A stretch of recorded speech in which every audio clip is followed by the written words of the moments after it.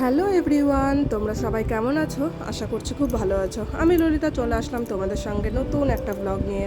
আশা করছি ভিডিওটা কেউ স্কিপ না করে পুরোটা দেখবে। আজকে কিন্তু একটা নতুন ধরনের ভিডিও তোমাদের সঙ্গে শেয়ার করতে চলেছি, তো তোমাদের অবশ্যই ভালো লাগবে, পুরো ব্লগটা দেখো। তো যেখানে যাব সেখানে যাওয়ার জন্য খুব সকালে সকালে উঠে পড়েছি, আর উঠে বাড়ির সমস্ত কাজকর্ম করে নিলাম। দেখলে এক বালতি এক গামলা বাসন ধুয়েছি, আর এদিকে 2 বালতি মতন জামা কাপড় ধুয়ে নিয়েছি। সকাল সকাল তো দেখতে পেলাম বেশ দিনটা ভালো পরিষ্কার ছিল, বৃষ্টির কোনো আশঙ্কা ছিল না, কিন্তু পরে ঘটে যায় দুর্ঘটনা।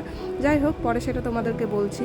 আগেই জামা কাপড়গুলো ভালো করে চেপে মেলে রেখেছি, আর এখন আমি স্নান করে বসিয়ে দেবো রান্না, আর এর মাঝেও আবার পুজোটাও দিয়ে দিতে হবে। আর দেখতে পাচ্ছ আমার গাছগাছালিগুলো কিন্তু খুব সতেজ হয়ে আছে, কারণ কিছুদিন থেকে না একভাবে বৃষ্টি হচ্ছে। তো দেখো, এই ঘরে তো বাইকে রাখা আছে, এই ঘরটা মুছতে পারিনি, কোনো রকম ঝাড়ু দিয়ে নিয়ে আসলাম। আর এদিকে ডাল আর ভাতটা রেডি করে তারপরে যাব। আর ছেলেকে তো সকালবেলায় স্কুলে পাঠিয়ে দিয়েছি, প্রেশার কুকারে ভাত করে ওকে স্কুলে পাঠিয়ে দিয়েছি, যে কারণে আমার আর টেনশনটাও থাকবে না। আর যেখানে যাব সেখান থেকে আসার চেষ্টা করব হচ্ছে তোমার ওই 2টো থেকে 3টের মধ্যে। তো আমিও বেরিয়ে পড়লাম বাড়ির সমস্ত কাজকর্ম করে। সঙ্গে যাচ্ছে বোন, এটা হচ্ছে আমার ননদ।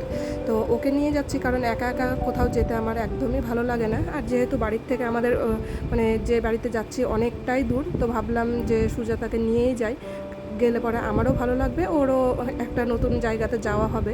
তো যাচ্ছিলাম হচ্ছে আমার ছেলের ফ্রেন্ডের বাড়িতে। যখন ছেলেকে স্কুলে ভর্তি করি তখন ছেলেরও তো অনেক বন্ধু হয়েছে, আর আমিও যাওয়া আসা করতে করতে আমারও বেশ কিছুজনের সঙ্গে ভালো বন্ধুত্ব হয়ে গেছে। তার মধ্যেই একজন হচ্ছে পূর্ণিমা, সে কিন্তু আমাকে অনেক ভালোবাসে। আর ওর বাড়িতে টুকিটাকি কাজকর্ম পুজো হলে আমাকে কিন্তু খুব রিকোয়েস্ট করে যাওয়ার জন্য।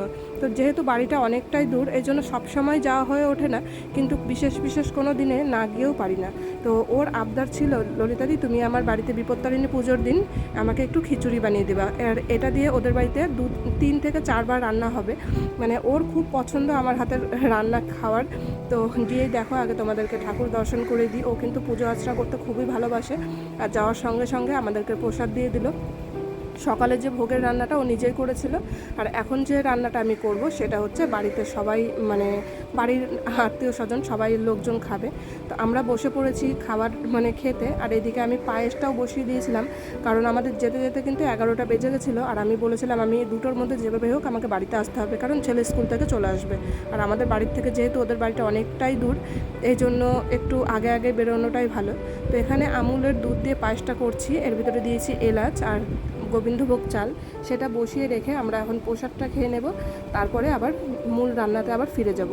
তো তোমাদের কেমন লাগছে ব্লগটা অবশ্যই কিন্তু কমেন্ট করে বলো। আর যারা আমার ব্লগটা নতুন দেখছো অবশ্যই সাবস্ক্রাইব করে আমার ব্লগে আমার পাশে থেকো।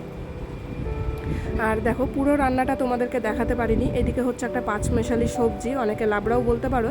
তো এখানে এই সবজিটা প্রায় এখন হয়েই যাচ্ছে, তারপরে শুরু করব খিচুড়ি রান্না। আর আমি ওকে দিয়েছি এই তরকারিটা টেস্ট করার জন্য, তো ওর কাছে খুব পছন্দ হয়েছে। ওর কাছে ভালো লাগা সবার কাছেই ভালোই লাগা। আর দেখো, কথা বলতে বলতে আমার খিচুড়িটাও কিন্তু রান্না হয়ে গেল, আর ওখানে সবাই বসে আছে রান্না দেখছিল। তো ও কিন্তু আমাকে আগেই বলেছিল যে ললিতাদি তুমি একদম টেনশন করবে না, তুমি তোমার মতন করে রান্না করবে, যা যা লাগে আর সেটা তুমি কিন্তু নিজের হাতে নিয়ে নেবে। আর সত্যি বলতে আমি কিন্তু রান্না করতে যে খুব ভালো পারি সেটাও না, রান্না করতে বেশ ভালো লাগে, তাই শখে রান্নাটা করি। কেমন হয়েছে সেটা পুরোটাই ভগবানের উপরে ছেড়ে দিই, যে কেমন হবে হবে, রান্নাটা তো করি। মোটামুটি কেউ এখনও পর্যন্ত খারাপ বলেনি, খুব যে ভালো সেটাও আমি বলবো না, কিন্তু ইচ্ছে করে রান্নাটা করি, ভালোবেসে রান্নাটা করি তাই। তো তোমাদের কেমন লাগছে অবশ্যই কিন্তু কমেন্ট করে জানাতে ভুলো না। আর ওই যে হচ্ছে পূর্ণিমা, ও একটু খুব ব্যস্ত ছিল, একটু বলতে অনেকটাই ব্যস্ত ছিল, কারণ ওর ছোট্ট একটা মেয়ে আছে, ছেলে আছে আমার ছেলের বয়সী। তো রান্না শেষে সবাই মিলে এখন বসে পড়লাম খাওয়া দাওয়া করার জন্য। তো তোমাদের ব্লগটা কেমন লাগলো অবশ্যই কমেন্ট করে বলো। দেখা হবে তোমাদের সঙ্গে পরের একটা ব্লগে। সুস্থ থেকো, ভালো থেকো, টাটা।